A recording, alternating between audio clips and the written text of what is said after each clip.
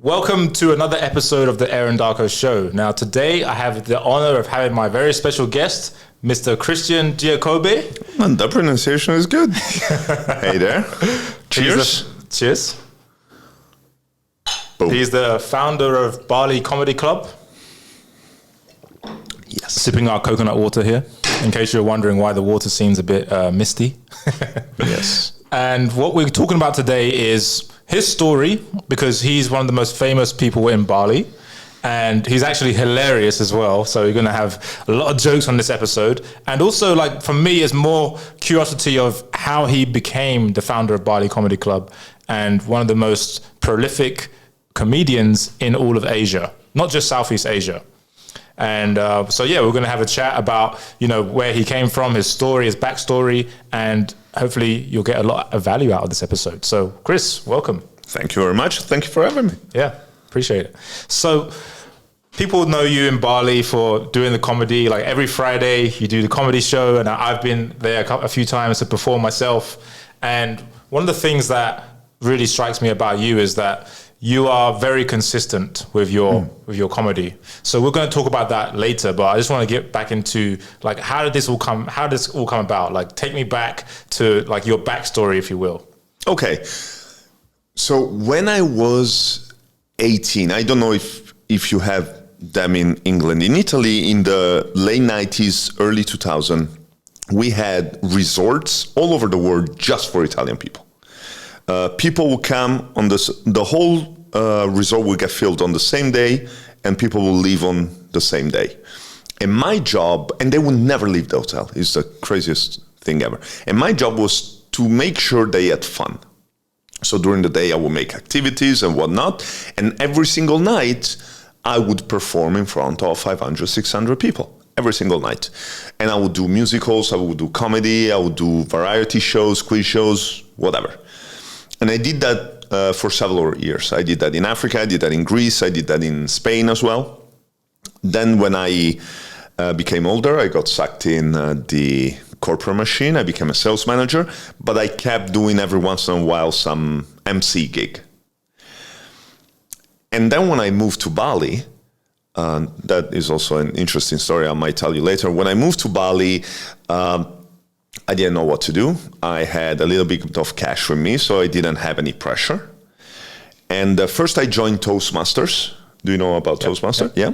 I became the president of Canggu. I opened the club in Ubud. And again, I started doing some gigging.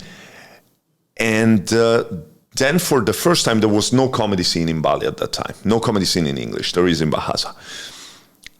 Then there was this open mic, which I went to with some of my friends. It was some of the most terrible nights ever. It was organized super poorly, and it never made past the first night. They never did it again. So my friend said, hey, why don't you take over, and why don't we find a place to do it?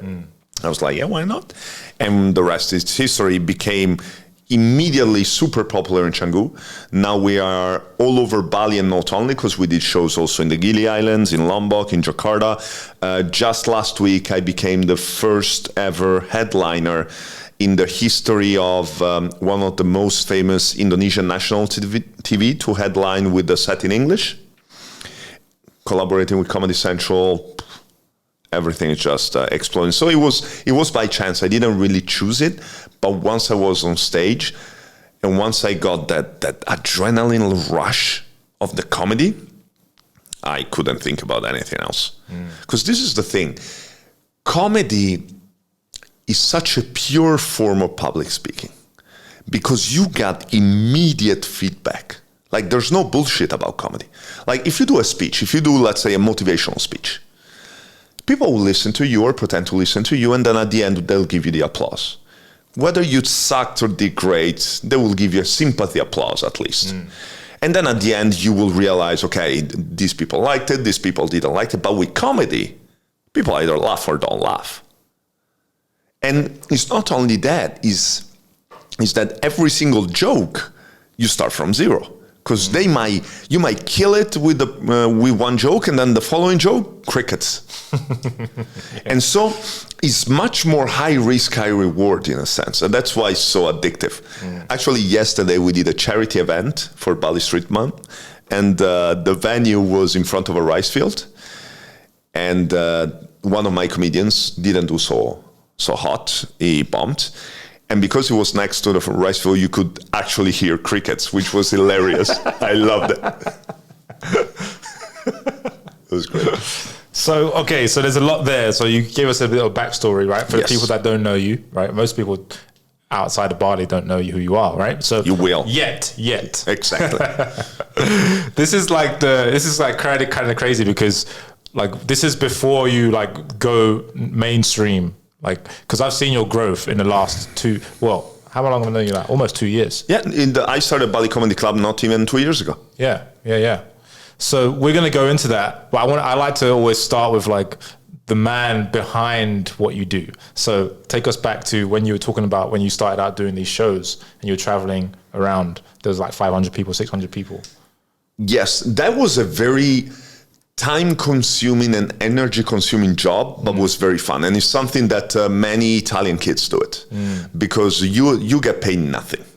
I used to get paid 300 euros a month, something like that. But you would go to these paradises and you stay there, and then you would spend 6 months, 1 year, and your job was basically having fun and make sure people have fun. But you would work from 8 in the morning till 4 in the morning every single day, no day off. Damn. But then you learn a lot of people skill. And that was a really nice gym for me. So that's where you learn how to be funny or just how to get along with people? Get along with people. Because also this is another misconception. Being funny and being a good comedian have nothing to do with one another. Oh, really? Because, and this is what happened.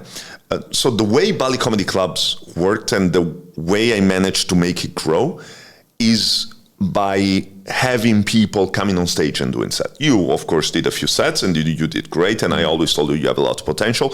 But this is what happened, is because when I came to Bali, I was the only comedian. And as much as I work hard, I cannot have a brand new show every week. That would be insane. So I needed to teach other people. And so after the show, there's two kind of people that I talk to and they tell, there are the people that are like, yeah, I don't know, I need to write, I need to prepare. And then there are the cocky ones that are usually the alpha male or the alpha female in their group. And they're like, oh yes, but if I go, I want to be the headliner and I want to speak for 20 minutes and I don't want to prepare anything because I'm just funny. And those always bump. Because when you're on stage, you need structure. When you talk to your friends, you don't need to be funny for them to laugh. You need to be entertaining. On stage, being entertaining is not enough. On stage, you need the punchline. That's the bottom line. So how did you get into the comedy stuff? Like you went from, doing this job and then you went to in the corporate world. Yep. And then you started doing public speaking. Yes. And then where was the comedy? Like, were you thinking about doing comedy or did that just kind of happen? I've been thinking about it for years as well. But yeah, it just kind of happened naturally. And I'm a very obsessive person. So as soon as I said, okay, comedy, I took it absolutely seriously. So I started studying, I started reading, I started preparing. Just to tell you, this is one thing that we do in Bali Comedy Club that is pretty much unheard of in the world of comedy. Every single week, we come with completely different material. Chris Rock makes, and he's a legend, he's one of the GOATs. Chris Rock makes one special every 4 years. That is unbelievable. You told me that the other day. I was like, what? Yes. And there's pros and cons in his approach and my approach. Obviously, I'm nowhere near. But because we always watch the comedians during their Netflix special or Comedy Central special, and it's perfect. And the reason why it's perfect is because they told that joke 200 times. But in the situation where I was in, Bali, there's not that many people. We started during the pandemic. So there were not going to be tourists. So if you come to one of my show and you hear jokes, you laugh. So you come back and you hear the same jokes, you're not going to laugh. And then the third time, then you're not going to come back anymore. Yeah, that was one of the most alarming things that you told me when I first went to the comedy show. It's like, you were like, yeah, you do a new set every week. I was like, what the hell? Yeah. Like, is that really what comedians do? And then I found out what the comedians do. I'm like, wait a minute, like, it's crazy. In the US, I read that a new comedian produces 5 to 7 minutes of tight material per year. That's unbelievable. Yeah, and you're crazy. doing that every week. Yeah. Well, it's not always tight, but I do my best, okay? Well, it definitely seems tight, like, because you not only write new material every week, but you have to memorize it also. Yeah. It is a full-time job. Yeah. Absolutely. Yeah. Wow. So, yeah, so talk to me about where you got to in your journey to find your purpose. Because I know you like to talk about purpose. I make a lot of fun of ikigai and purpose, but comedy is my purpose. It really is. This is what happened just before arriving in Bali. I was in the corporate world. I was in a very high-paying job, and I was suicidal. Every morning, used to live in Milan. Every morning, I would take the subway to my office. And I noticed that every day I would get a little bit closer to the yellow line. And one day I actually stepped on the yellow line. I was like, okay, I need to get the fuck out of here. That was the period also where I broke up with my wife at the time. And she's lovely. We talk almost every day. She's amazing. Wow. But that's what I told her. I told her that I'm not happy with my life, and so I cannot be happy with you. I felt like I was drowning, and I was like dragging her down with me, and I didn't want that. So I let go. That's what happened. And so I found this job on LinkedIn, which was incredible. So it was this company. I cannot disclose it because I signed an NDA, but it was this company, and basically I went through 4 interviews.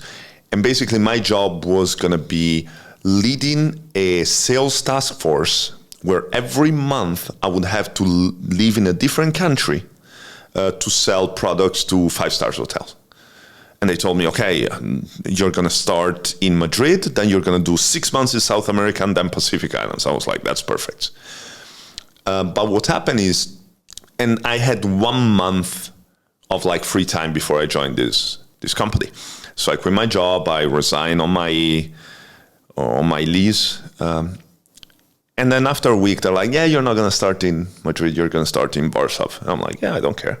And then the following week, yeah, you're not going to start in Warsaw, we actually have an office in Milan, you're going to start in Milan. I was like, whatever, I'm a company man, whatever. I was supposed to start on a Monday. On a Saturday, the vice president calls me and is like, Chris, I have something to tell you. I'm also new in this company. I've been working for this company for only 3 months. This was my project, and the CEO just shut it down. So we don't have a job for you anymore. Wow. I was like, what? I was like, yeah. But I signed a contract. Yeah. So what are we going to do? Yeah. And I was like, well, just go to the office. We'll see. Yeah, but I'm a sales manager. Like, if I don't sell, a lot of my pay is depending on my sales. So I stayed there for a month. And then we talked, and they gave me a bag of cash, and they told me to fuck off, and I moved to Bali. And that's how I ended up here. Wow. So what was the thoughts when you were in that, like when they fired you, basically made you redundant? Yeah. Were you already thinking of coming to Bali, or what? Like, how did that happen? Bali was something that I would always say. I never been to Bali before. I never read anything about Bali. I never knew nothing about Bali. But since I was 18, I've always said, just talking, yeah, one day I'll just move to Bali. One day and it got stuck. It was like, it became kind of a mantra. And so I was like, well, it's now or never. So I moved to Bali without any expectation. I was like, if I like it, I'll stay. If I don't, I'll go somewhere else. And I obviously liked it. And now Bali's my home. My son is going to be born in Bali. So Yeah, we got a lot to talk about. So I want to touch on, before we get into that about Bali, I want to touch on your past life a little bit more. Yep. So you said you were married and you left, because this is also about relationships, right? This podcast. So, Okay. So I'd like to get into the details a little bit. Absolutely. Because, relationships, everyone struggles with relationships, And so you had a relationship with your previous wife. You said you're still in contact with her now. Oh, yeah. And so it was interesting to me to hear what you just said. Like you basically knew that you were pulling her down, so you just let her go. So it takes a lot of courage to do that and self-awareness. So is that something that you've been cultivating, like that self-awareness and the courage to do that? I think it was out of love. Because I really felt like I had no way out for me. And I really loved her. Love never been a problem between us. And so I was like, I don't want this for her. Because I could see that she wasn't happy as well. And I'm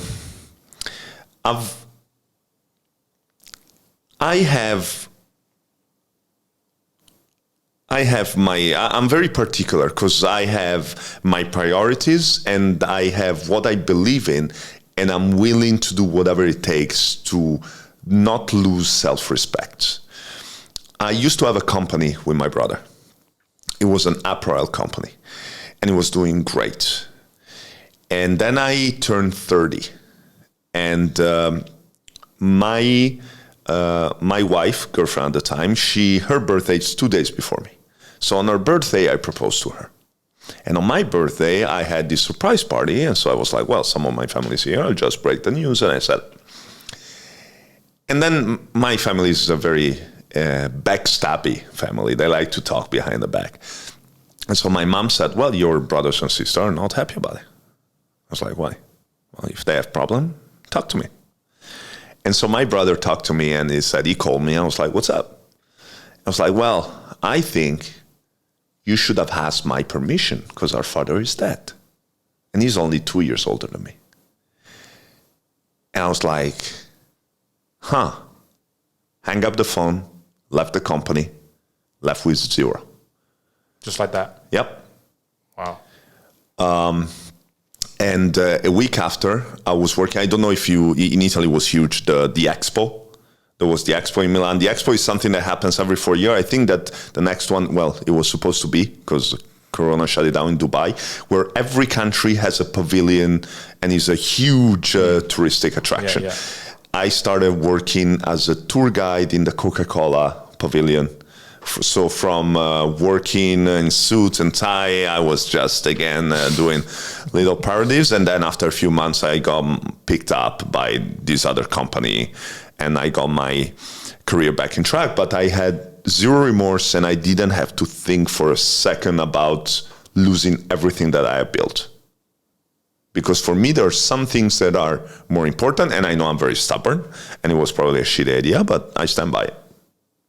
Wow, so you just left on a whim. Yep. Immediately. Yep. Like you have that capacity to just leave, even if it's your brother. Like we haven't talked for 2 years, and then we make it up, and now, and he has also, like I didn't even listen to his reason. I was just, nah, I'm done with you. And he's a great guy, and he's a great businessman and everything. But at that point, I was like, nah, fuck you. So. I'm just curious. How come in your mind, like now you have the beauty of the time, looking back at it now? Mm-hmm. What do you think triggered you the most about what he said when he called you? I never really thought about it. I don't know. I found extremely offensive the fact that I should ask for his permission to get married, like he was owning me in a way. So I was like, you don't owe me, because also the company, he was the one who put the money in the company. So even though I was running the company, he was really the one in charge. So I was like, so there was this power dynamic. And once I understood that, in his opinion, this power dynamic was not only at the office, but was 360 degrees, I was like, no, I'm out. I have my dignity and I'm not going to stand by it. But it's good that you guys made up now. Oh, absolutely. Yeah, because you can't hold grudges forever, right? You got to let it go. This is one of the longest time I held a grudge. I have a temper. but I'm almost like a kid. Like I immediately then release. With him, we made up after 2 years, because after 2 years I reached out. Otherwise, we could have made up even earlier. Because I never think that confrontation is a bad thing. And it depends also when you're out. For example, in Indonesia, they tend to stay away from confrontation. It's just a culture. It's not better, it's not worse. Yeah. I think that the confrontation is the fastest way to reach to like a goal or solving a problem. Because if there's something about you that I don't like, if I don't tell you, then things can like slowly escalate at the point where I just explode.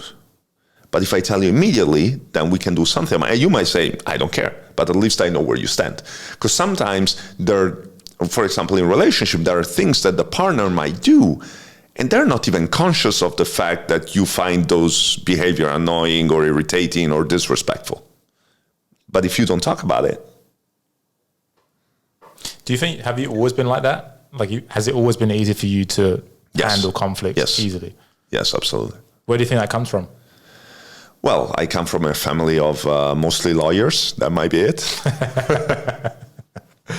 Because, most families, like, especially my family, like, that's not something that comes natural to my family. Oh, no, my family, I told you, they love to, yes. Yeah. And I've always been the one that when they start talking about, like, let's say you're part of my family, everyone, oh yeah, Aaron's great. As soon as you walk out, oh, but you know what it is. And I would just walk away. I'll be like, fuck you guys, and walk away. I don't want to know nothing about that. I just can't be bothered. So what were you like as a kid? I'm just curious. As a kid, I was actually, okay, how do I say that without sounding like an asshole? That's good. Oh, you're an asshole. I was kind of the golden boy. Okay. Because I went to school 1 year before everyone else, and everything. And this was my biggest problem. Everything I ever did came easy to me, and that's why I always gave up. For example, when I was 12, 13, I don't remember, I won the regional swimming competition. And I remember I was with my mother after, and this guy comes and says, I represent a pro team. I would like your son to start thinking about it. At that point, I looked at my mom and I said, I never want to swim again. And I never swam again. I've always had big imposter syndrome, but even bigger than that, I always felt like I didn't deserve the successes that I had. And that's why also I never really held a job for more than 2 years. I will come in a job, I will become the best sales manager or whatever it is, and I'll be like, nah, fuck this shit. I'm going to go somewhere else. By the way, can I curse? Yeah. Okay, cool. Fuck you, Aaron. Oh, Bali Comedy Club. You guys got to come out to Bali and go to a show. But anyway, let's not only now is at national TV. So 2020 was Conquering Bali. No, sorry, 2021. Well, also in 2020 I did. 2021 was Conquering Bali. Check. 2022 Conquering Indonesia. 2023 the world. Yeah, amazing. And we're going to talk about that in a second. But let's go backtrack to what you were talking about. So you were talking about how you felt like you don't deserve things. Oh, absolutely. All the time. Even now. Comedy is the only thing that feels a little bit different. And is also the only time where I'm not sick of it after this long that I do it. I work extremely hard. The reason of my success in comedy is purely the fact that I work harder than anyone else. And there's not even a question about it. You can ask any comedian in Indonesia that will say, yeah. But I always feel that somehow I have it easy. Now the way I take it though is different. And is actually thanks to a mushroom trip that I had. I had this mushroom trip and I went into my settings like if it was a video game, and I saw and I put it in like easy mode, and And it's almost like I had the cheat code. I had this moment of clarity. And now I just accept that if life is easy, I must be doing something right.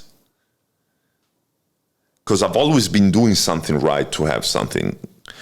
And of course, I have some qualities. Like I remember one of the biggest compliments that one of my ex-boss ever said to me when I quit my job because I got tired of it. I was like, Chris, you're the person that I know that can do as many things good. Because there are people that can do one thing much better than you, but you can do pretty much everything at a high level. The problem with you is that when I give you something to do that your colleagues would finish in 4 hours, I don't know if it's going to take you 30 minutes or 2 weeks. And if it takes you 2 weeks, I know that you're just bored and you don't want to do it. Mm. And that's that. I've always self-sabotaged myself. Mm. And now I'm just like, fuck it. And maybe the thing that allow me not to self-sabotage myself, the one big difference that I have is my son. It's so weird because the moment my girlfriend got pregnant, the level of motivation completely shifted. It was like, oh shit, now it's game time. Like I was always, but like now I have to make it happen. Mm. Yeah, so talk about that. So that's fascinating to me, like the what it does to your mentality once you know that you have a son on the way. I've always been a giver. Like in the relationship, I was always the one who gave 100% and I received a little bit. And it's amazing that my girlfriend is also a person that gives 100%, and that's why this is the first time that I never compromised in a relationship, and the first time that I'm loved exactly the way I want to be loved, which is incredible. But yeah, so we weren't trying to have a son. She was on the pill. And the moment she told me, actually I found out, because I came back home and she looked at me in a weird way. And I was like, you either just cheated on me or you're pregnant. And she was like, the second. I was like, oh shit. I wished it was the first. And then I had to go to a meeting. So I went to the meeting, and just for 30 minutes, I felt like I've been rocked by a left hook. And after that, I was just so happy. Like it was, but it's not about the happiness. It's really the motivation. I couldn't even explain like something clicked. Like it was a missing piece. Also, so the same year that I was born, my father was 50 when he had me. He got diagnosed with Parkinson's disease. So I've always seen my father sick. And he couldn't really be a father figure for me because it wasn't his fault. He was always sick, and my mother was my father figure and my mother figure. So when I was younger, when they would ask you, what do you want to do when you grow up? I wouldn't say astronaut or firefighter. I would always say, I want to be a daddy. And in my mind, I had always this goal that by 25, I want to have my first son. And then it didn't happen. I tried to have children with a few women, with my ex-wife. We tried for 1 or 2 years. It didn't work. And the crazy thing is that 2 weeks before my girlfriend got pregnant, my wife got pregnant with her new partner. Wow. Yeah. That's creepy, man. That's crazy. Yeah. So, wow. So let's go back to what you just said there. Like you said that you've always wanted to be a daddy. Like, because that's like a question that people ask when you're young, right? Oh, what do you want to be when you grow up? You knew from an early age that you just wanted to be a father. I want to be a father, yes.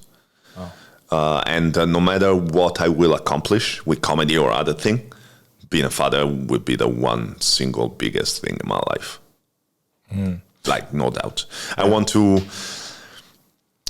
ideally, I would like to have a boy and a girl and then start adopting. How many kids in total do you want to have? As many as I can afford. For sure. What's the general size of Italian families? Just out of curiosity. Oh, now they're very small. Okay. So I think that Italy and Japan are the one that are the opposite of growing the most.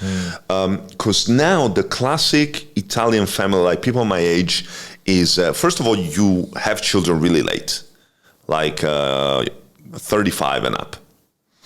And then they have one kid and that's it.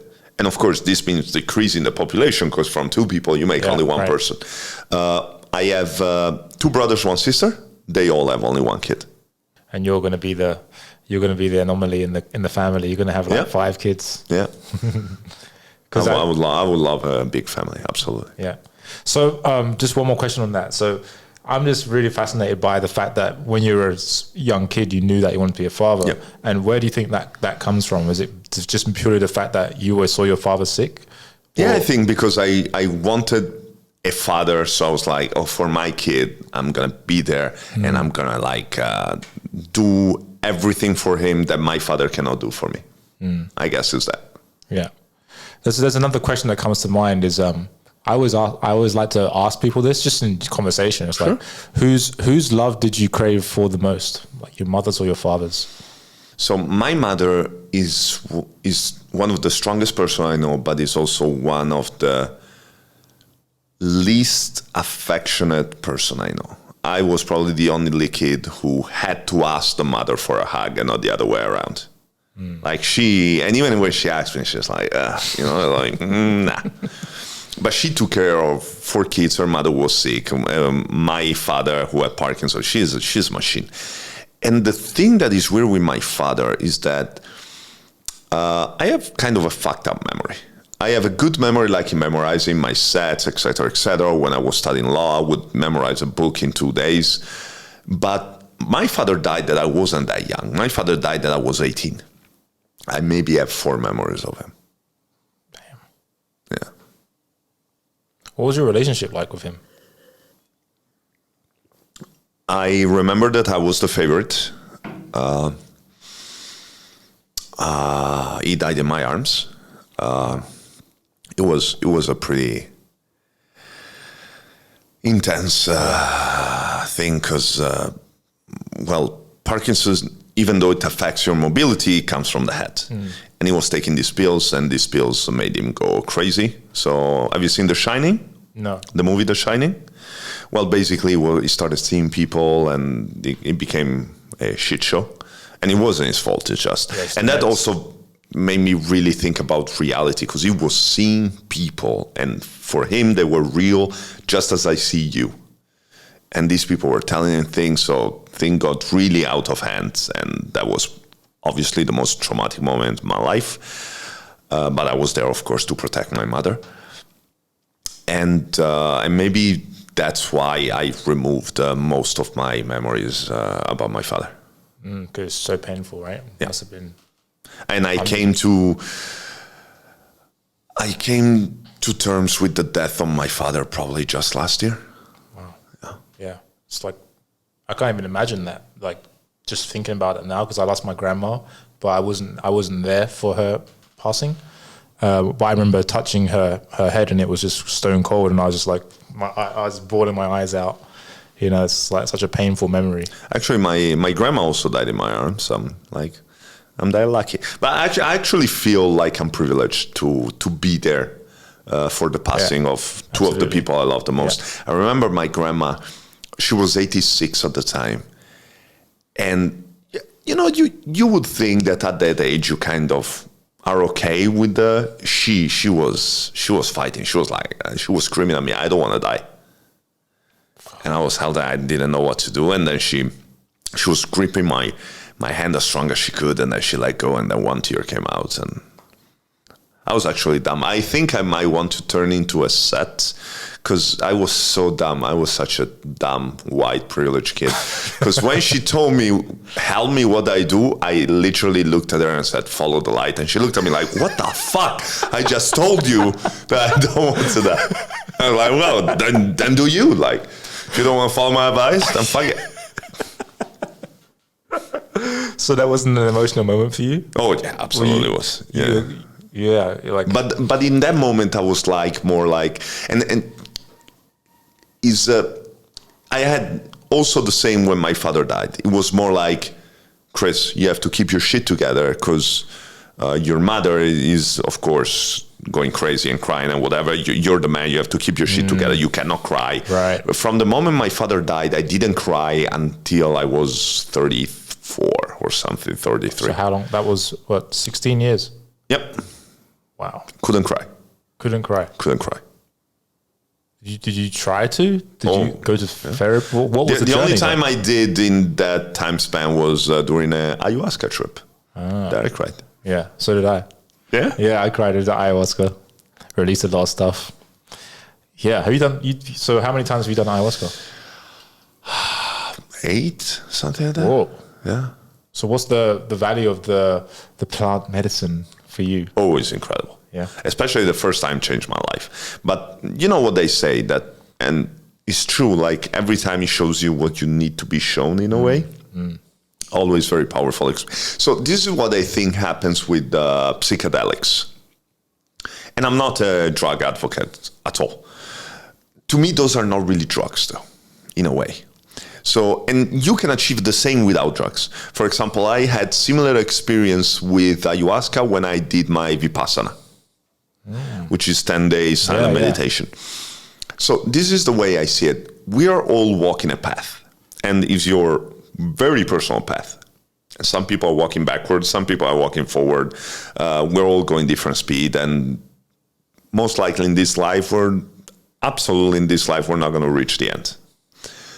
When you do those kind of experiences, it's like if a Mustang comes, it drives you 100 kilometers forward, you jump off, you look around, and then it brings you back exactly at the point that you were. So to reach that point, you still have to walk, but you know what's there. Yeah. And do you feel like it's like opening up your subconscious? Oh, absolutely. Like it's like every thought that you think is just magnified by like 1,000%. And also you have those moments of clarity that when you think about it, you're like, what? Like during my first ayahuasca trip, I had this moment that was one of the most powerful moments in my life where I forgave everyone for whatever they did to me, and I forgave myself for everything that I ever did. And it was so powerful. And then I really felt like I was part of the universe and the universe was part of me. And now when I say, I'm like, yeah. But at that moment, it was like, oh my God, how did I not see it? Did you make a joke out of that too? Not yet. That's actually, I was thinking about it while I was saying, I was like, So now your life has become a joke. How do you feel about that? I love it. I love it. The thing that people don't realize is that many of the things I say are lies. It's like, because this is the thing, never let the truth get in the way of a good story. And this is also what I teach, like, because we all have a library of stories, like the story you tell at a party or in a first date or whatever. If you think about it, you can always make it funnier. Like reality, like your if reality is crazier than your imagination, you have a shit imagination. That's true. But especially because my girlfriend is the butt of most of my jokes. Like people after the show come to her and say, is it true? And she's like, no, motherfucker, it's not true. Every time. Like I did a whole set about anal sex with my girlfriend. And after the show, 20 people came to ask her about her anal sex experience. And she was like, are you guys fucking crazy? But that's the funny thing about everyone who's not in comedy, like myself included. Before I started talking to you about doing comedy and started performing, I thought the same thing. I thought, oh wow, like all this stuff is true. Like it must be true. Like they're talking about it on stage. You know? Like, and that's also what they always tell me when we are at rehearsal or I teach somebody. Oh no, but this was a true story. I don't care. Like, make it funny. I don't care if it's true. I want it funny. Yeah, I literally did that. Oh, it's true. It's true. You also did. Like, oh, but that's what happened. He's like, it doesn't matter. So okay. I want to touch on meeting Toko because that was a that's yes. been a life changing. Toko is my girlfriend. Toko is Chris's girlfriend. She's from South Africa. Beautiful, lovely lady. Oh my God. Full of love. She's just a ball of love, right? That's how I would describe her. Obviously, that's a really good description. Though. Yeah, she is. Like, she really is. And so going from your ex-wife, coming to Bali, and I saw a video of yours. You were documenting actually like your days when COVID hit. You know, of course, you were still doing the comedy, but then obviously you kind of guys got shut down because of the COVID and lockdowns and stuff, and you were just reflecting on things. And was watching a lot of your stuff, and you were saying how like you're feeling alone, even though you love being by yourself, but you're a bit alone. Mm-hmm. You're maybe thinking of having some housemates and stuff, just people to talk to, right? And I feel like lots of people can relate to that. But it's interesting looking at that version of Chris, and then now, because who was to know that this Toko would come into your life? You would never have known that back then. Yeah. So after my girlfriend here in Bali, I was a little bit crazy with the dates, but especially there was this girl that it was a very toxic relationship, very codependent relationship that ended very badly. At the end of this relationship, I felt really used, especially financially, et cetera, et cetera. I don't want to get into that too much. Well, I don't care about getting into it. If you have questions, you can ask. But so it was a point in my life where I was very lost. Yeah. And I was on Tinder. I think I was having 2 to 4 dates every day. Wow. And I'm not a very organized person, so I would mix the people, and 3 girls would show up on the same day. It was a mess. But I'm very straight. I'm always very honest. I'm always very straightforward. And at that point, I couldn't take it no more. So now when I would match with girls, I would just send my WhatsApp number without even saying hi. So this girl write me, and I thought it was another girl.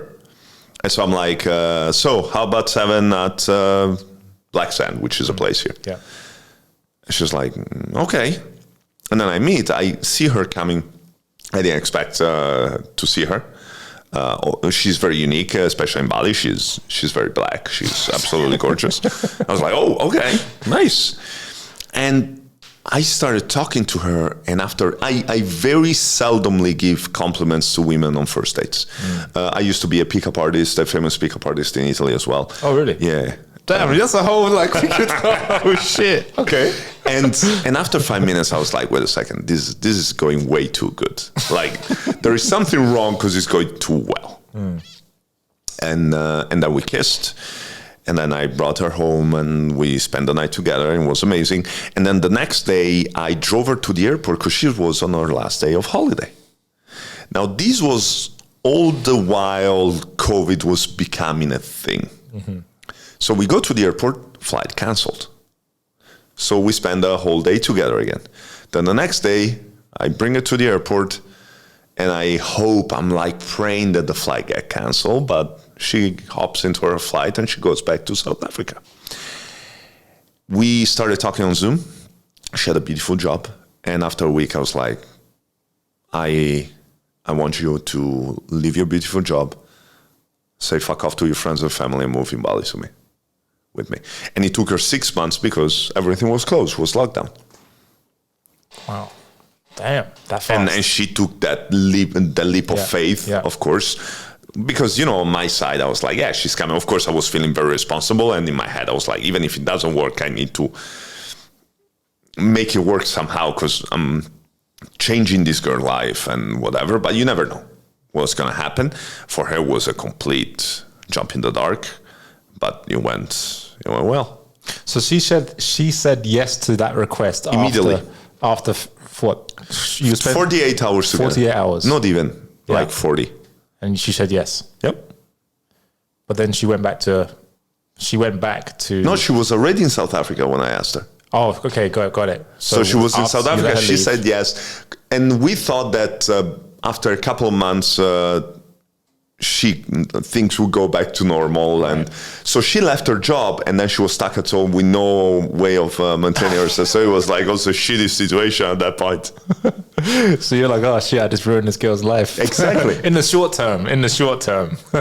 Long term, it's all good. Absolutely. But I also knew that in Bali she could have made a career because she's obviously very beautiful, and she's been doing beauty pageants since she was a child. She became, I think, top 15 or 20 of Miss South Africa and stuff. Oh. But of course, in Bali is a very unique kind of beauty. In South Africa, obviously, there are a lot of very beautiful, very black girls. Here in Bali is very unique. She stands out also because she has very short hair. So the modeling career in Bali, of course, until she got pregnant, was taken off. Wow, so she's found her feet in Bali. Oh, absolutely. And did you always foresee that as being the future for her here? Did you foresee like, oh yeah, she can have a life here, you know? Yeah, absolutely. You thought about that? Yeah. It wasn't just about you. For once. No, and that's the thing also, because that's also the thing. It's like she comes like, I want her to have her own thing. Like I can have her 24 hours next to me and I'm happy, but I want her to be able to have her friend. And this was one of my concerns, because she's coming to a country where she knows nobody but me. She has nothing. She's starting from scratch. And that was the first time in her life. I'm used to it. When I was 16, I moved to the US, then I lived in Spain, I lived in Greece, I lived in Africa, I lived in Iceland. For me, it's normal. It's a normal process. For her, it was the first time moving to a different country. It wasn't even a different country. It was a different continent. But she's also one of the strongest people I know. She comes from very, very humbling beginnings in the middle of South Africa. She moved to Cape Town alone, which if you're a pretty girl moving to Cape Town with no money is a very dangerous place.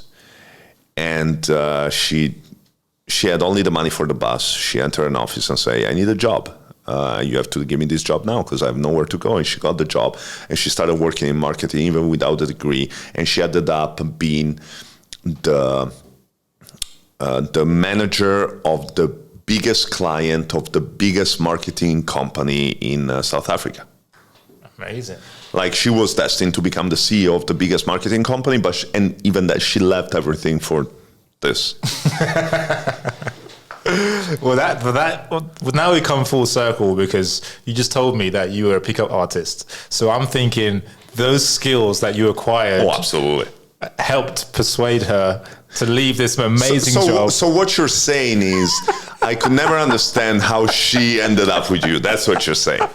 You must have drugged her. Like, I don't know. Thank you. Did you give her ayahuasca or something? I have a very racist joke about it.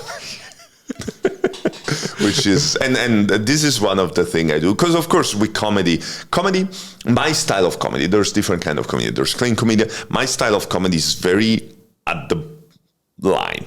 The problem is that everyone has a different line. Yes. So there is this joke, and I run all my jokes with her. Mm-hmm. The problem is that her line is also very far. So sometimes I'm like, are you sure? So one of my jokes, which is very dumb and very racist, that's why I like it, is, of course, because everyone can see that she's gorgeous as I'm me. I'm like, and the joke is that if she was white, she would be way out of my league. But she's African, so she thinks that I'm the catch. Oh, man. And that's the funny thing about you having a black girlfriend. As a comedian, that gives you so much more material now. That's what I told her. You're the best thing ever for my career. Yeah. Yeah. And it literally, like, he just did a special, literally 4 days ago, called Pregnant. And it was hour and a half? Yeah, it was a long time. Because usually a special is 1 hour. But that's the thing. I've read so much that I had so much material that I cut it. It could have been 2 hours and a half. Wow. Yeah, and it was all about your girlfriend being pregnant. My girlfriend, like, and also raising a mixed race son. Yeah, that's a lot of jokes. Because also there's going to be a lot of challenges. Yes, obviously. Yeah, I think the biggest challenge would actually be making sure that my son is attached to reality. Because growing up in Bali, man, this is not real life. You know this. Like, I don't want him to, like, that's why, and we are luckily also, well, we'll see when he's born, but for now, everything we discuss, me and talk, we have the same vision also about our son. I want him to go, since he's young, every summer, 1 month in Italy, 1 month in Africa, to also experience real life. You know, I don't want him to just grow in Bali. You wouldn't have him to have that worldly perspective, just like you had. Yeah. When you were growing up, like you went around and traveled around. But also like, but especially in Africa, because and I'm so proud of her and what she said and what she achieved in her life. There's been times in our life when my girlfriend was living in a shack. And that actually, and here in Bali, like most people, most expats that live in Bali have a house with a pool and have maids and whatnot. Like I don't want my son to be a spoiled little kid. Like I want my son to know his heritage and where he comes from. That's why I want him to go to Africa. That's why I want him to go to Italy. And go and live how your girlfriend used to live. Yes, absolutely. So he can have that perspective, like, oh shit, we have it good back in Bali. This ain't normal life. Exactly. But this is also the thing, like we know what we experience. So if you just grow here, you think, yeah, that's everything. And you read and stuff. That's the thing. Until it happens to you, you cannot really grasp it. Like if you've always been rich, you cannot really grasp poverty. If you've always been privileged, you cannot really grasp being a minority. Like it's normal. Yeah. You can have as much empathy as you can, but you cannot really understand. Like I cannot understand being, I don't know, profiled or whatever, because it never happened to me. Yeah. And on that note, so how do you deal with the people that don't like your jokes? Like like you're talking about, as you're talking about the line, people have varying degrees of like what's offensive, what's not offensive. You know, that guy shouldn't be talking about this. Like, so how do you deal with these kinds of people as you're performing? As I told you, I'm very open to confrontation. Yep. There's two ways to criticize a joke. And if you talk about your personal experience and your personal humor and the fact that you've been offended by a joke, for example, I will always listen to you and I will always try to understand your point of view. And if you feel that way, you can't be wrong because that's how you feel. The problem is when people generalize, because then it's just not true. Like, then you just try to make a point. But if somebody comes to me and tells me I had a problem with that joke, first of all, I want to know what was the problem. And I want to go deep because as much feedback I can get, the better it is, because maybe I can make the joke better. Because I feel that there is no taboo. You could be able to make a joke about everything. The thing is that you have to make it clever enough or funny enough. The problem is not that the joke is offensive. The problem is that person didn't find that joke funny enough. So if it's not funny. Second thing, you have to understand where that joke comes from. What's the deeper meaning behind that joke? What's the context of that joke? But also, this is the thing about offensive joke. Like, for example, Dave Chappelle got a lot of backlash for the trans. And there is this concept, especially in the US with comedians, which is punching up and punching down. For example, I'm a white man.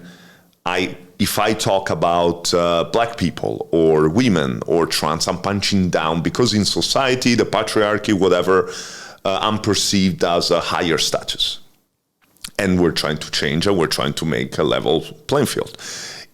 And that's what Dave Chappelle was all about. He was like, I'm not punching down when I talk about trans, I'm punching up because trans people made shit happens in a few years so much more than the black community ever did. Now, the thing about comedians is this. The comedian is a very, very old job. It comes down when we were jesters at the court. And the comedian's job was to talk shit. The comedian was the jester, the buffoon, whatever you want to call it, he was the only one that was allowed to talk shit about the king. Because he would make it in a funny way, and people would say, and he would not be killed if it was funny enough. If it wasn't funny, then his head would be chopped out. But the role of the comedian, I think, is misunderstood. The comedian is not the one who has to change the world.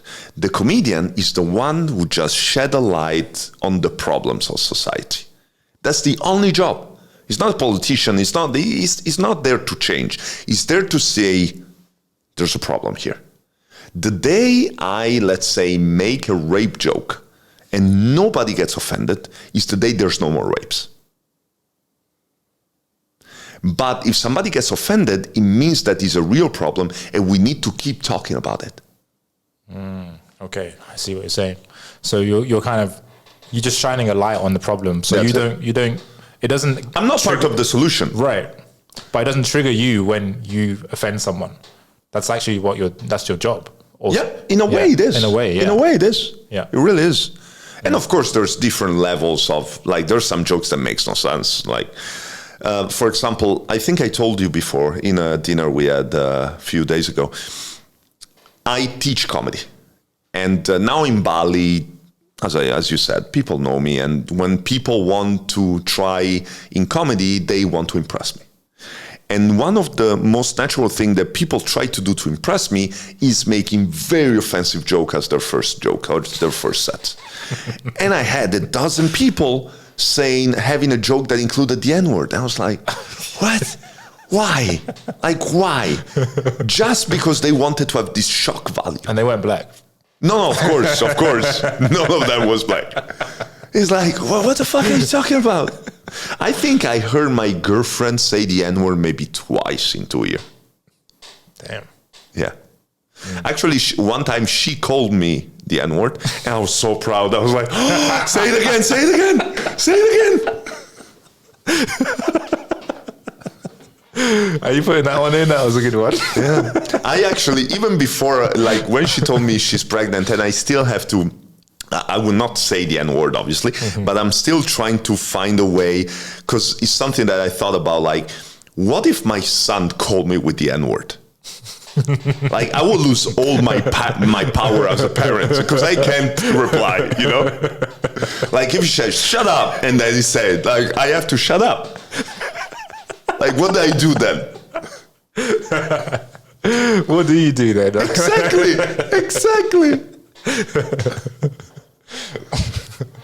It's funny because now we're talking about it. That might actually happen. Like you're bringing it in. You're calling it in. Oh yeah, of course, son. I think that in theory, I could be able to use the N-word in a joke, but there's such a history behind the word that it should be such clever joke that is on a level that is almost unprecedented. You know what I mean? Yeah. So we're talking about comedy, we're talking about fatherhood. What are you most excited about becoming a father? Like, what's the most exciting thing for you? It's so difficult to describe. Like, becoming a father is the culmination. Like, that's what we're meant to do. That's our DNA programming. We're meant to reproduce. That's what we do. That's how we grow as a species. And to have, like, someone that you made, I just, like, it's almost like, of course I have my goal and I want to work hard and I love so much my girlfriend, and one day she's going to become my wife when I get the divorce, because I'm still in the process. But with my son, it's like, I ease everything. Like, I would die in a heartbeat. Like, if touch knockwood or whatever you guys do in Italy, we touch our balls. True. Really? Yeah. We either say knock on steel, and because we are very cocky, we touch our balls. That's what we do. And, like, if you would have a problem, I would give him all my organs I wouldn't, like, that's, like, my son is everything. Everything. And I would murder everyone for my son. Yeah. Without thinking it twice. The problem is that you don't really have control of someone. And you want to protect it, you want to nest it. And I see when I grew up, I was a fucking dickhead. I'm still a fucking dickhead. So there's going to come a point where you have to let go of control, because the control is just a few years of his life. When you teach him and you do the best you can and you fuck up, because everyone fucks up. And ideally you fuck up the least possible.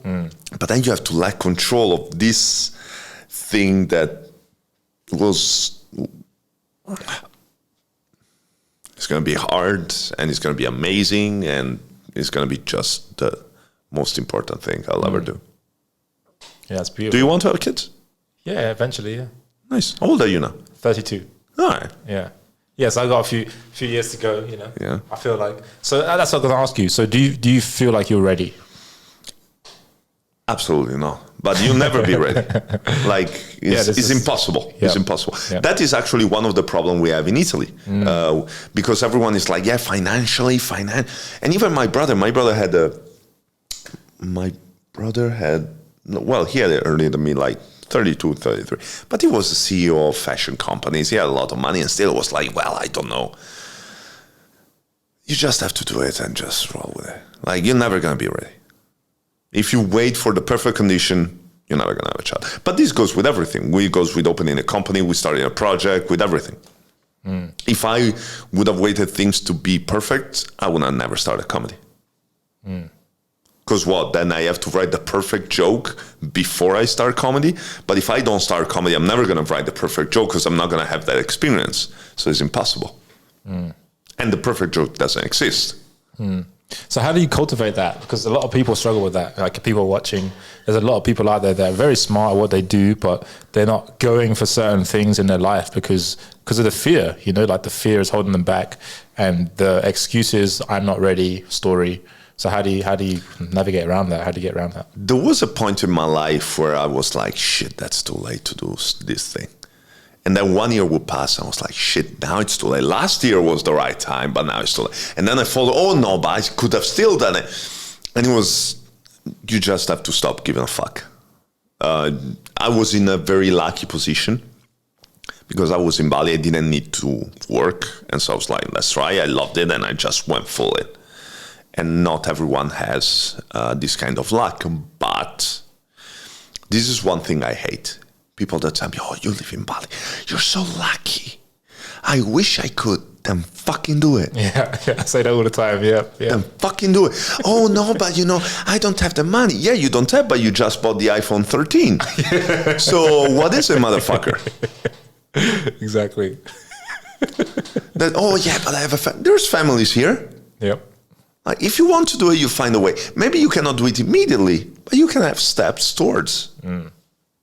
Why do you think they do that? Why do you think people make excuses for themselves? Because it's much easier. It's a much easier life. Because it strips away your responsibilities. Because if you say, oh, yeah, I wish, but I can't, then it's like, oh, poor me.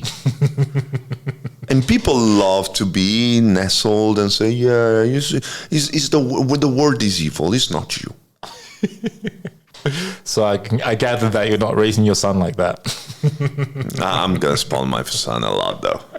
Luckily, he's going to have an African mother that is going to keep him on track.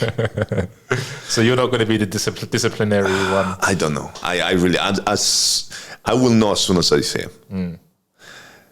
I'm lucky, though, that I'm not going to have a daughter. I know for a fact that if I'm going to have a daughter, it's done. She can do whatever she wants to do. Like, it's anything. Daddy, yes. Like, I've heard that from a few fathers that when you have a daughter, that it's just like you're literally like looking at your heart every day. Exactly. Yeah. Absolutely. Yeah, it's an interesting thing to imagine. I mean, I don't have kids, but I could definitely see how. But also it depends, because of course now I've been talking with a lot of fathers and father-to-be, because now that's pretty much all I talk about is my pregnant girlfriend and my son. I had also people telling me that until my third son, I didn't really feel like a father, which I was like, whoa, that's crazy. Like, I felt, I really feel like a father, and he's not even born. But I guess everyone is different. Yeah. This must be shitty fathers. Yeah, pretty much. Pretty much. So when you came to Bali, you went into public speaking. And what was the thinking behind that? Is that something you've always liked? Oh, yeah, I've always liked. You've always enjoyed being in front of the crowd? I'm obviously very egomaniac. I like the attention. Yep. And I like the dopamine hits that public speaking gives to you. But that's why I love comedy, because the dopamine hit when the audience cheers or laughs or is much stronger than the dopamine hit if you make somebody cry, for example, with a speech. And also you get so many more dopamine hits because you get one every joke. Yeah, so it's such an addictive job. Oh, absolutely. It's a drug. Yeah. And it's like, I'm curious about your perspective on it, because Dave Chappelle said being a comedian is the most craziest job because your whole livelihood depends on external validation. It's like everything is about, if they don't validate you by laughing, then that's your career done. 100%. Yeah, absolutely. 100%. And it's a job that, you know what I hate? I hate people that come to me and they want to compliment me, and then they're doing it in good faith, and they're like, oh yes, especially now, the world needs laughter because you are like a doctor. Shut the fuck up. I do a useless job. Without comedians, the world would be fine. I'm not a fucking pilot. I'm not a researcher. Like, shut the fuck up, please. Like, seriously, I'm just feeding my ego, and luckily I'm doing it in a way that is entertaining. That's all there is to it. Yeah. People read too much into it, right? Yeah. They place, but actually, in the same breath, though, there is value in helping people laugh. Because I was actually watching an interview with Jimmy Carr, and he was talking about how the drug is inside of you, like the oxytocin, like all these hormones that we have, chemicals and stuff. The drug's inside of us. His jokes allow the drug to come out. And that's an interesting take. Yeah, but you can also take a pill, and that's the same effect. Yeah, you can. So we're like legal ecstasy. Yeah, but it's interesting though. As we're talking about this, is people, like, sometimes recently, for example, the last couple of months, I've been going through like this state of just like can't be fucked to do a lot of things, like mild depression, not a big depression. So I think taking people, into that other state where they're like laughing and feeling the positive emotions is very healing for a lot of people who are going through this shit. Sure. Yeah. But that's the thing. Comedy is just one of 1,000 different avenues where you can heal yourself, let's say. Because it's true, like during a comedy show, you turn off your brain and you concentrate and you laugh at other people is releasing. But you can do that in many other ways as well. You can do that watching a movie, you can do that listening to music. So it's not like comedy, oh my God, comedy is so pure. I'm talking about farts and anal, like now it's not pure. Come on now. And if I'm the egomaniac that wants the external validation, if I tell you it's not that important, that don't. Like, it's not. It's all right. Like, I take it. I'll take whatever I can get. If you tell me that because of me, I'm curing you, pay me more then. Because then I'm doing an even better job. So you should pay me much more. Yeah, true. Yeah, it's true. Because like the depression thing is, depression is huge, man. I didn't realize how big depression was. But it's like, I was listening to something recently. It's like suicide is a symptom of depression. It's not, right? Like depression is actually the main thing. But because people can't see inside your brain, so you look at someone and be like, oh, they're cool, The problem of depression, though, is this, and I was depressed and suicidal, is... and it's obviously a very delicate topic, and depression is a disease, and it should be, and too many people dismiss it. But depression is a product of our society. Is a counter effect of all the way we're fucking the world and ourselves, because you don't really see Aboriginal people in the Amazon depressed. You know what I mean? Depression is a construct that we created because we put so much pressure on society and our role, and we are insignificant, but all of us is. I've been having depression since I was a kid, and I've been feeling many times the weight of the world on my shoulder, to the point that I will look at my hand, see if I was trembling because my father had Parkinson, and wished I had Parkinson. Or many times I wished I had cancer. Because in my mind, then if I did, then I would release all the pressure, because then nobody would expect anything from me and I would be free. And again, it's just about society. Like the cure for depression is changing society. What do you mean by that? Because right now we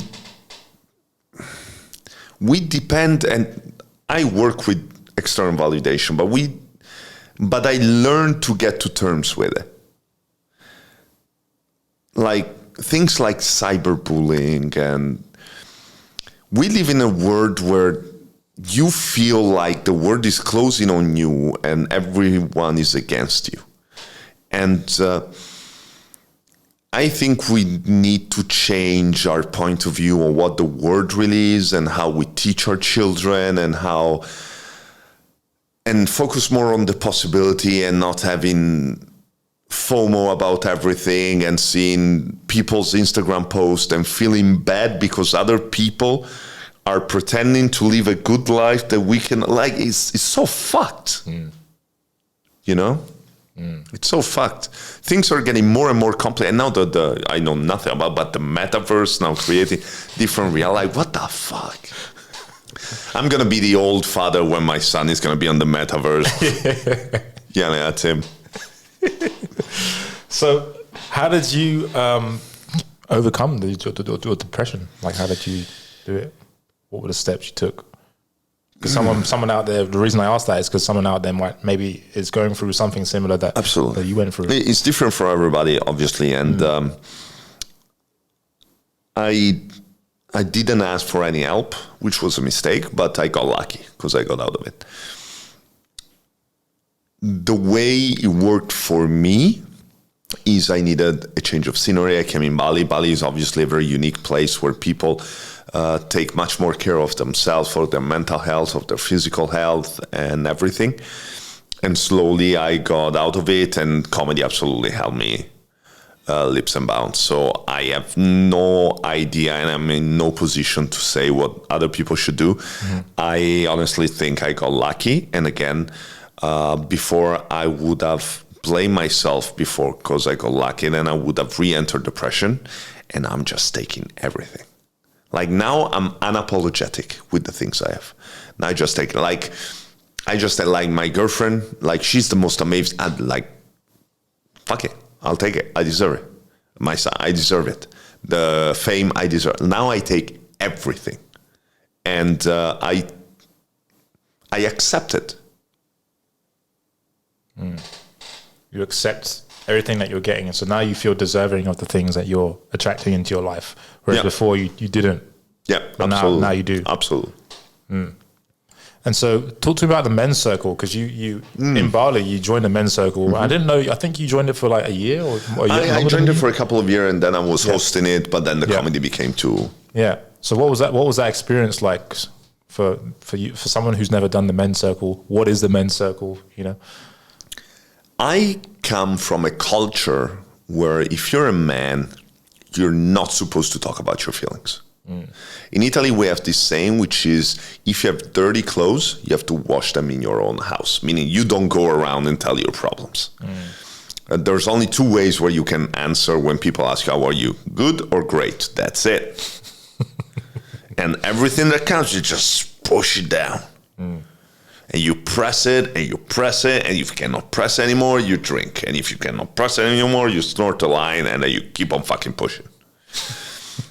The men's circle, the way it was structured, the one I used to go, was there were a few rules, and every men's circle is different. There was no coaching, which is something I really liked. But it was like no judgment. It was a no judgment zone where you could share anything you wanted. You could share victories, you could share fears, you could share how do you say that? Defeats. And you realize, oh shit, this problem that I thought it was just me is actually really common. Or these challenges that these guys feel. I felt it a few years ago. I went through it. Yeah. We're not that unique. Yeah. And it's a good thing. Like if you're ever in a problem, thousands of people went through it. And this actually releases a little bit of pressure. And also, it's almost like when you have a problem you never share, it's almost like you're holding your breath. And then when you share, it's like, there's this liberation that you have. So that sounded like it was like super healing for you. Absolutely, it was fantastic. Yeah, but at the start though, what was the thing that got you like what made you decide to join Men's Circle? There was a point in Bali, and I'm still in that point, where I tried to say yes to most things. And I keep open, because that's how you have new opportunities. Because if I just say no to everything, then I cannot evolve. And sometimes you say yes and you're half-hearted and you're like, fuck, I don't really want to do it. But then you go there and you get value from it. And that's why now I'm like, you want to have a coffee? Let's have a coffee. You have this event. If I'm not busy, yeah, why not? It's funny you say that, because we live in Bali and there's a lot of coaches. This is like the land of the coaches, right? Oh, yeah. And one of the things that all the coaches talk about is boundaries. Saying no. Opposite. There's all these books on learning how to say no. And what you're saying is say yes. Like the Jim Carrey movie, Yes Man. Yeah. Yeah, I found out that, because you never know, like, especially connection. Connection is the most important tool that we have, also as jobs goes. Because you meet a person and you know the law of the 7 degrees. Yes. You can always, every time you say no to something, and then you adjust. Because, for example, if you say yes, you go there, you have a bad experience, then next time you might say no. That I understand. But if you don't really know, you say yes, and it might open up a world, or you might meet the love of your life in that place. Or you might meet your next boss or your next business partner. You never know what's going to happen. Yeah. So what opportunities have been opened up since you started Bali Comedy Club for yourself, and how has your life changed? Oh, my life has changed completely. Now I'm able to make a living by telling jokes. What? Yeah, amazing. That is crazy. I mean, I'm a Comedy Central comedian. That is crazy. Now I'm on national television. I've performed all over Bali. I performed in several islands of Indonesia. And this was all during the pandemic. When this shit, and eventually it's going to stop, like, I'm going to go around. This year, I don't know if I'll be able to do it, but for sure I'll be in Edinburgh for the Fringe, which is the second biggest comedy festival in the world. I already planned a tour of Southeast Asia. Like, it was fucking amazing. We are raising money to build a theater, a 400 people theater in the heart of Canggu. It's $1 million project. I'm just blessed. And I met so many cool people. I met my best friend. And several of my best friends, I met them through comedy. Now comedy is such a huge part of my life that it's actually weird to think about, how was my life before comedy? And it's the same when I think about my girlfriend. How did I live without you? It's the same thing. Comedy is my first girlfriend. Yeah, so a lot of crazy, amazing things happening on the horizon. I met you? Yeah. So it's not all good. Yeah, that's what I meant. That's what I meant. It's funny, like what you just said, like you're cracking jokes as we're doing this, which a lot of people, this isn't something I want to touch on, is a lot of people think comedians are hilarious when they're not on stage. But that's not true. No, absolutely. But you are funny when you're not on stage. It's not necessarily funny. I'm teasing. I like to tease and I like to play. I'm playful. Yes, playful. Yeah, that's the right word. Yeah, your English is better than mine. That's the right word to describe it.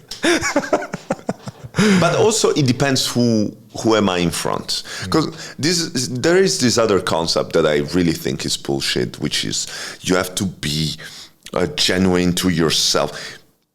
We are a different person with each person we interact with. Because when I talk to you, it's not the same way I talk to my girlfriend. It's not the same way I talk to a 4-year-old. It's not the same way I talk to an 8-year-old. It's not the same way I talk to a dog. I'm this way with you because it's a give and take of energy. Yeah. It's a transfer of energy. I feel comfortable enough and et cetera, et cetera, et cetera. So I behave in a way that it might be described as playful and comfortable and whatever you want to call it. Yeah. But that's because of you. Because you make me feel like I can crack this kind of jokes. And when I'm in some conversation, I'm completely serious. It just depends, and I'm still myself.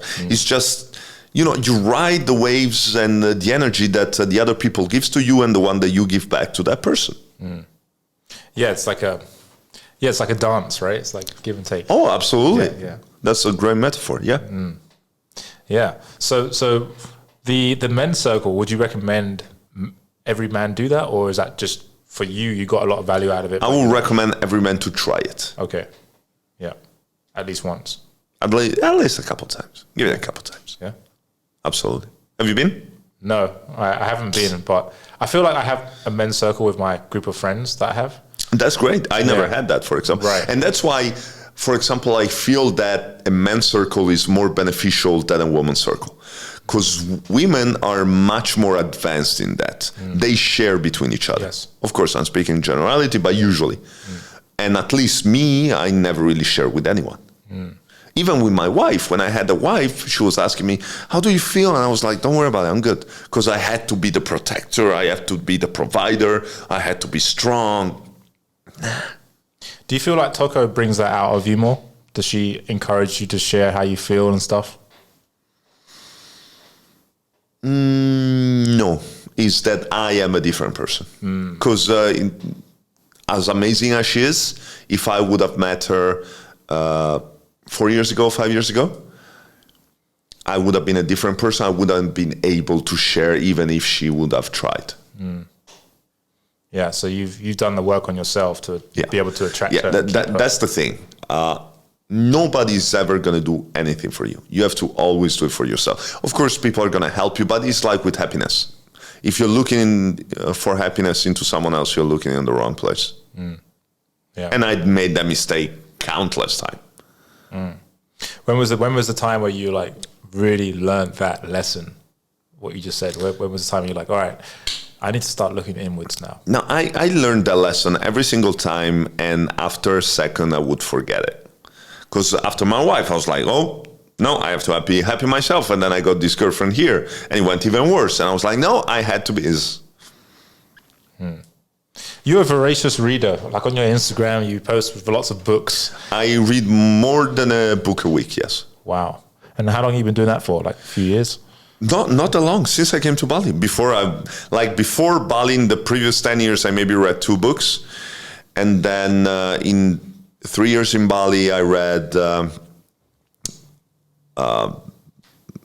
80 books, 70 books, and 64 books, whatever.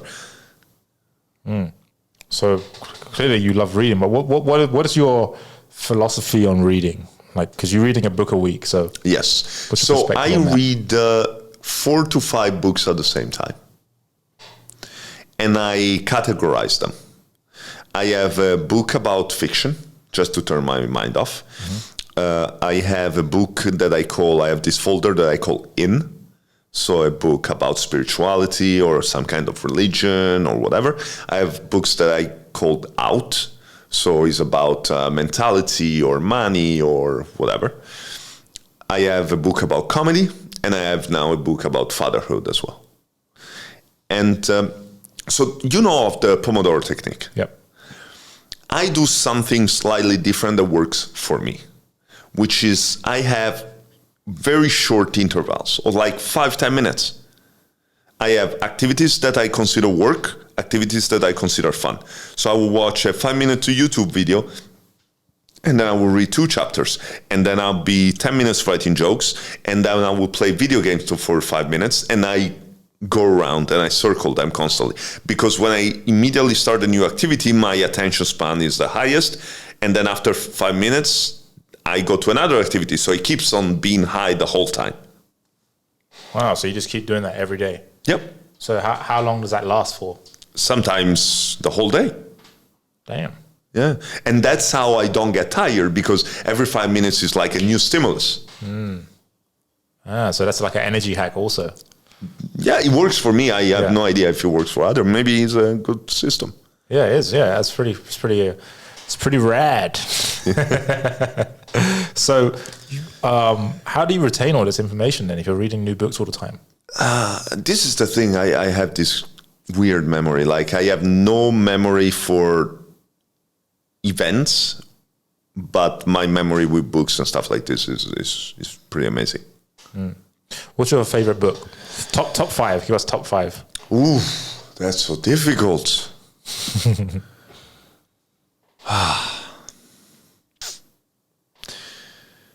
no particular order. Yeah, any order. Siddhartha. Yep, great book. The Way of the Superior Man. Oh yeah, very good. Sapiens.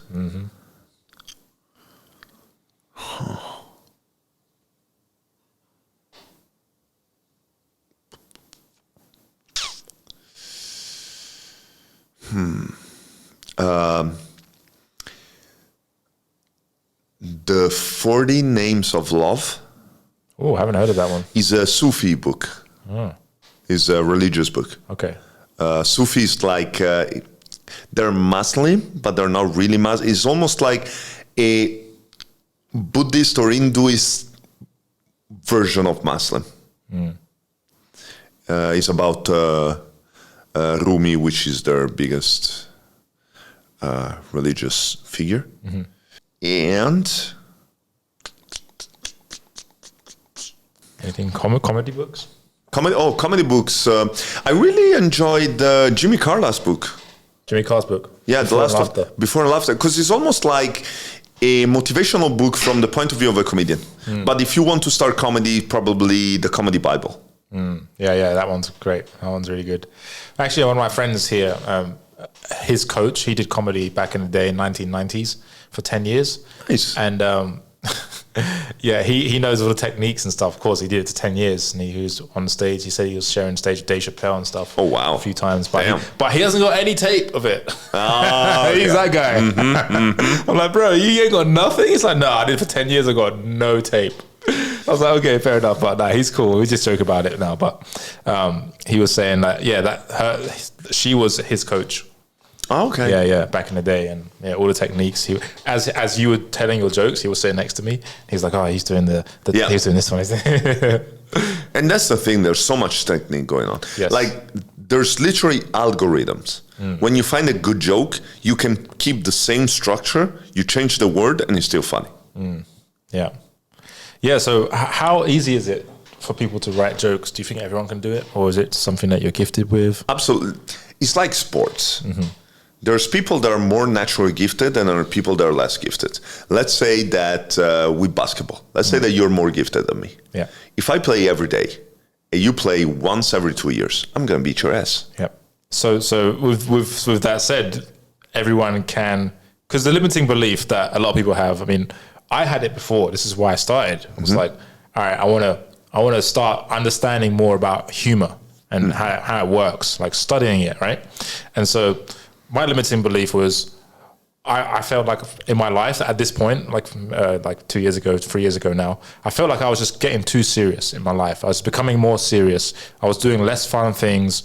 And I was like, I actually need to add more fun into my life. So humor is a great way to do that. So let's study. But then the limiting belief was I'm getting too serious. Maybe I can't write a joke because aren't you supposed to be funny all the time if you're a comedian? You know, there's actually great comedians that are very serious on stage as well. Like the energy that Dave Chappelle brings is not the energy that Kevin Hart brings. Yeah. There's different levels. To be a good comedian, you have to be a good observer. That's what it is. And the profession that I consider similar to the comedian is not the public speaker. It's the magician. The stage magician, because there's a lot of deceiving that goes on, because you lead the audience in a way because then you want to make them turn. You show them one hand because you're doing something with the other hand. That's the same thing as with magic. The thing with comedy is this.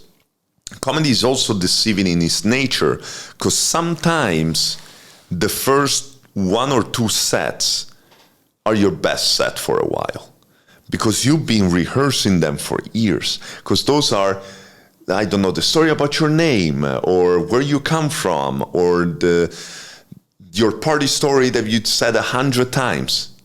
So in a way, the first few times for somebody is easier because they feel very natural. They have rehearsed for years. But then when you're like, okay, now what? What do I talk about? Then it becomes challenging. So many times for a comedian, it starts like here, and then you have a dip, and then you bring it back up. And in the dip, of course, it's very hard because you're like, shit, I was funny. I started funny. So why am I not getting better? I feel like you're describing myself. No. That's my reality. That's literally, I'm in that dip right now. Well, I feel like it. I know I can write good stuff, but yeah, like you said, like, because I've told these funny stories for so many years to my friends. Now I just added some punchlines, and I did it on stage. I'm like, yeah, I'm fucking funny. But you are. Yeah. But that's the thing. You have to keep on trying. Yeah. It's like anything, right? It's like consistency. Yep. And that's something I shared with you, because you also host the Soma Fight Club. Their fights. I'm a fight announcer. You're a fight announcer as well, and that's interesting because obviously he's a comedian, but he's not allowed to do any jokes there. No, actually, the first time it was funny because Mike, the owner, told me, I don't know what you're going to do, but the first 3 rows, I'm saying this for you, don't do any jokes because those are gangsters and they will stab you or beat your ass. And I was like, all right, no jokes, gotcha. Yeah, so it's interesting to see you just being in that mode of just no jokes. Like, we all know this guy is the Joker, but he's not cracking any jokes, and he's like shouting at the top of his lungs. But also, that's the thing, like, you do jiu-jitsu. Yeah. And it's like if comedy was like jiu-jitsu. So you start with a white belt, but you're great at arm bars. Yeah. But you're only allowed to do the arm bars a few times. And then you're like, okay, now we do leg locks, and you know nothing about leg locks. Yeah. So at the beginning, you feel so good because you're like, oh, I got this. And then it changes everything, though. Yeah. So it's a bit weird in that. Yeah. So you're going to be doing comedy for, what's next? Like, what's next for Chris? So last week I was on national TV. The show went great. Actually, I was such an idiot. Because after the show, it was the first time that they had a show in English. I was headline, went great, and some news outlet came to interview me, and they asked me about my special. I was like, yeah, in Bali, I'm the man. And they put that as a headline, and I sounded like a fucking jackass. Yeah, Compass TV was very impressed. So in the next few days, we have to talk, and hopefully there's going to be the opportunity to do several TV shows with them. Wow. Then the next big thing, I'm going to do the GeneCom Fest, which is the biggest Jakarta festival. I'm supposed to perform in front of 4,000 people, something like that. There is obviously the Fringe in Scotland. Yeah. And then depending on the quarantine situation, I have planned also a tour of Southeast Asia that is going to be Kuala Lumpur, Bangkok, Hanoi, Singapore, etc., etc. Okay, wow. Yeah. So you got a lot planned, a lot on your plate. And I'm becoming a father in 5 weeks. Yeah, congratulations again. I'm so happy. Yeah. The best thing is that because whatever you want to call it, Bali famous or whatever. But Bali is also a very tight community. So yes, I'm famous, but everyone also know me on a personal basis. This kid is already so much love, and everyone is so excited about it. That is incredible. Yeah, he's got a lot of love around him, that's for sure. More than most kids. Yes. And for example, my girlfriend had that more because they have tight communities there. But I never even knew my neighbors. Like, I never had that kind of community, and it's so amazing. I got a few last questions here. Yes, please. To wrap it up.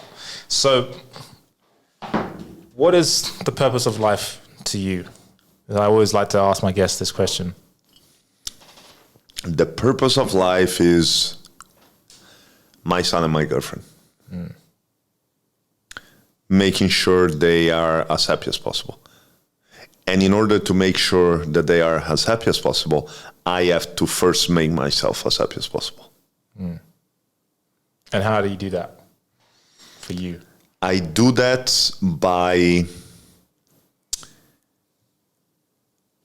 allowing myself to be me, accepting my flaws, accepting my fuck-ups, working hard, and just taking everything I can.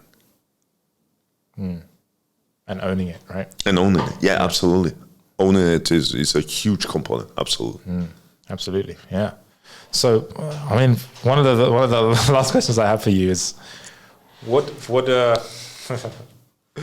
I always like to ask this question because it's such a fascinating question to ask people. What would you want people to say about you at your funeral? Or would you even care?